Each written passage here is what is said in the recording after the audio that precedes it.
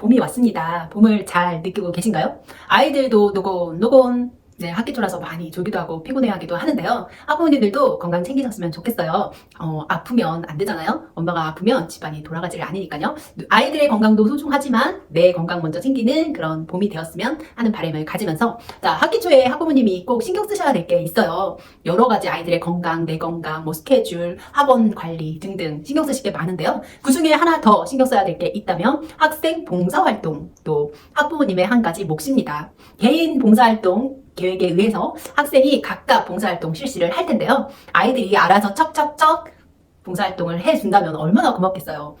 그런데 이거 다 아이들이 아니라 엄마 몫이더라고요. 아이들이 알아서 하는 경우가 참 드문데요. 아이들의 봉사활동, 오늘은 어떻게 준비해서 실행하면 좋은지 봉사활동에 대한 이야기를 나눠볼까 합니다. 자, 학교에서도 전반적으로 봉사 시간을 줍니다. 그래서 코로나 때는 가 여의치 않았기 때문에 사실 개인 봉사활동이 제대로 이루어지지 않았거든요. 학교에서 개인 봉사 시간도 줄어들었고 학교에서 그의 적절한 봉사 시간을 줬기 때문에 해결이 됐는데요. 이제 코로나가 잠잠해지면서 다시 이 새학기에 봉사활동이 시작이 될 겁니다. 웬만한 학교는 학교에서 봉사 시간을 많이 채워줄 텐데요. 아이들한테 꼭 봉사 시간이 필요한 친구들이 있죠. 봉사상을 생각하고 있다든지, 혹은 초등학생들도 중학교, 고등학교 입학하기 전에 봉사 어떻게 하는 건지 체험하고 싶어하는 친구들을 위해서 개인 계획에 의해서 봉사활동을 시작하실 텐데, 어떻게 진행하면 좋은지 진행 과정에 대해서 말씀드릴게요. 자, 개인 봉사활동을 시작하기에 앞서서 가장 유념해야 될 한 가지가 있습니다.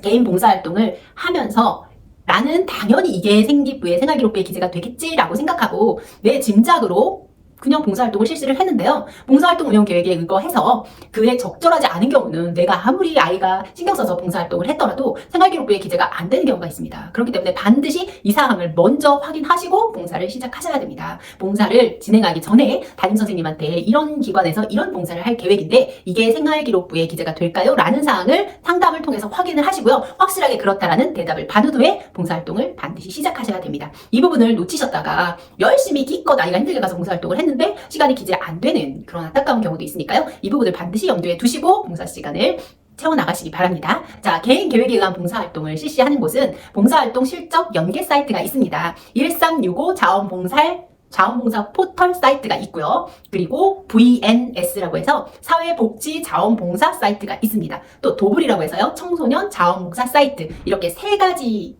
사이트에서 주로 봉사활동을 많이 하죠. 학생이 봉사활동 계획서하고 확인서를 학교에 제출할 필요는 따로 없어요. 이 사이트에서 바로 진행을 하시면 되는데요. 방금 말씀드렸던 것처럼 실시 전에 담임선생님과 사전 상담을 통해서 인정된다는 것을 확인하시고 인정 가능 기관에서 인정 가능한 활동을 시작하시는 게 좋습니다. 자, 1365 자원봉사 포털 VMS 도블에서 봉사활동을 검색하면요. 여러 종류의 봉사활동을 찾을 수 있습니다. 지역에서 가까운 곳 혹은 아이가 잘 맞을 것 같은 봉사활동을 검색을 하셔서요. 신청을 하면 됩니다. 그리고 나서 아이가 그 기관에 가서 봉사활동을 실행하게 되겠죠. 실행한 후에는 다시 1365나 VMS 도블 사이트에 봉사활동 확인서를 나이스를 통해서 전송하면 됩니다. 그러면 나이스에서 이 사이트에서 받은 실적을 확인한 후에 승인을 하게 되고요. 그 내용을 학교생활 기록부에 기재하게 됩니다. 내가 봉사활동을 했는데 생기부에 올라오질 않았는데 이상하네 하고 학교에 문의를 하시기 전에 나이스라는 곳을 통해서 거기서 인증이 돼야지만 학교에서 확인하고 생기부에 기재가 되는 내용이니까요. 선생님한테 묻기 전에 조금 시간을 갖고 기다려주시는 게 필요할 것 같습니다. 자, 이렇게 봉사활동 실적 연계 사이트를 이용해서 봉사하는 경우가 있고요. 그 공간이 아니라 다른 사적인 공간을 통해서 봉사를 하는 경우도 있을 거예요. 이때도 마찬가지로요. 사전 학생 개인 봉사활동 계획서를 이때는 제출해야 합니다. 그래서 이 계획서가 학교정이 추천한 경우, 허가한 경우에만 봉사활동 실적으로 인정돼요. 그렇기 때문에 반드시 담임선생님께 이때는 봉사활동 계획서를 작성한 후에 봉사를 해야지만 인정이 가능하니까요. 아이들이 주로 이용하는 봉사 단체 등이 있다면 먼저 계획서를 승인을 받고 봉사활동에 참여할 수 있도록 해주시면 됩니다. 학생 개인 봉사 관련 각종 양식은 학교 홈페이지를 통해서 확인하시면 됩니다. 이때는 봉사활동 계획서를 담임에게 상담을 해서 제출을 하고요. 봉사활동 계획에 승인을 받은 후에 봉사활동을 계획서에 따라서 진행하고 확인서를 제출하면 됩니다. 그때 다시 이것이 확인이 되면 정확하게 생활기록부에 기재할 수 있는 것으로 진행이 되는 거죠.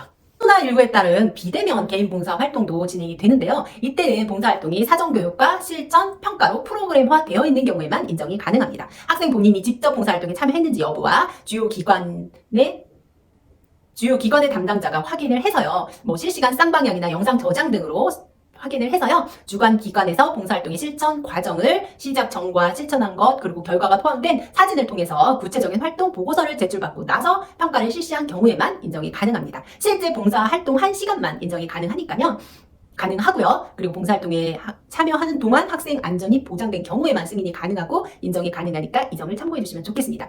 그렇다면 학생 봉사활동 인정 가능 기관은 어떤 거냐 궁금하실 텐데요. 자원봉사활동의 기본적인 방향인 무보수성, 공익성, 비영리성, 비정파성, 비종파성에 부합하는 기관이 해당이 됩니다. 그래서 공공부문의 행정기관과 공공기관, 공공시설이 해당되고요. 민간 부분에서는 공익목적으로 활동하고 있는 비영리기관 및 단체, 법인이 해당이 됩니다. 인정 불가기관은 그럼 무엇이냐 찾아보면요. 영리를 목적으로 하는 기관이나 단체, 종교적, 정치적 목적이나 소속 회원의 이익을 목적으로 하는 기관이나 단체, 공익 목적에 위배되는 기관이나 단체는 인정할 수 없습니다. 봉사활동 인정 가능 기관이라도 해도 봉사활동의 내용이나 영역, 안전 등에서 봉사활동 취지에서 벗어나면 인정이 불가할 수 있다는 점을 참고해 주세요. 봉사활동 시간을 어떻게 인정해 주냐 하면은요. 하루 최대 8시간 이내 인정이 원칙입니다. 학교에 있는 시간을 6시간으로 치고요. 평일에는 6시간을 제외한 2시간만 인정이 돼요. 6기시 수업을 하고 나서 2시간만 가능하다는 그런 인정 기준이 성립이 되고요. 휴업일 토요일이나 공휴일에는 학교에 있는 6시간 플러스 과외 2시간을 합해서 8시간까지 인정이 됩니다. 실제 봉사 1시간에 한해서만 인정이 되고요. 봉사활동을 하러 가는 동안의 이동시간이라든지 그런 부분은 인정이 되지 않습니다. 학교 수업 시간을 기준으로 인정하는 것을 원칙으로 하고요. 시간이 조금 넘어간 경우에는 시간을 맞춰서 분단위는 절사하고 기록하게 되어 있습니다.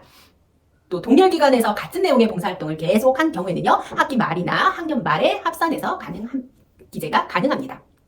자, 봉사활동 내용별로 인정이 되는 기준을 한번 살펴보면은요. 문화공연의 경우는요. 공연 당일날 공식적인 준비 시간 및 리허설은 인정하지만요. 그 무대에 오르기 위해서 매일매일 준비하러 가는 그 시간은 인정이 안 됩니다. 또 각종 행사에 따른 내빈 안내나 주변 정리, 홍보 등 실질적인 봉사활동은 인정이 되지만 체험을 한다거나 관람을 한다거나 참여하는 것은 봉사활동으로 인정되지 않지요. 물품 및 현금 기부나 해외 봉사활동은 봉사활동 실적으로 인정하지 않습니다. 아이들이 어려운 해외 사람들을 도왔는데 안 되나요? 라고 하는 경우는 인정이 안 된다고 보면 되겠죠. 또 학생의 경제적 부담이 있는 일지의 활동, 즉 재료 구입 후에 물품을 만들어가지고 기부했다든지 활동비, 후원금, 연회비 등을 내야 하는 활동들은 봉사활동에 인정이 되지 않습니다. 또 미인정 결석 중에 실시한 봉사활동, 징계나 학교폭력 관련 조치사항 등에 따른 학교 내 봉사활동, 사회봉사, 출석 정지기간의 봉사활동은 실적으로 인정이 안 된다는 점 알아두세요. 헌혈 어떨까요? 헌혈은 수업시간에 관계없이 전혈, 성분, 헌혈 다 합해서 1회 4시간을 인정합니다. 당해 학년도에 4회까지 인정이 가능하고요. 1일 8시간 이내에 포함되지 않습니다. 자, 헌혈 같은 경우는 사전 봉사활동 계획서를 작성하지 않아도 되지만 보호자의 동의서를 제출해야 실적이 인정이 되고요. 보호자의 헌혈은 인정이 안 되고 헌혈자 본인의 헌혈만 인정이 됩니다. 헌혈 증서를 양도받은 경우에는 봉사시간으로 적용이 불가하겠죠.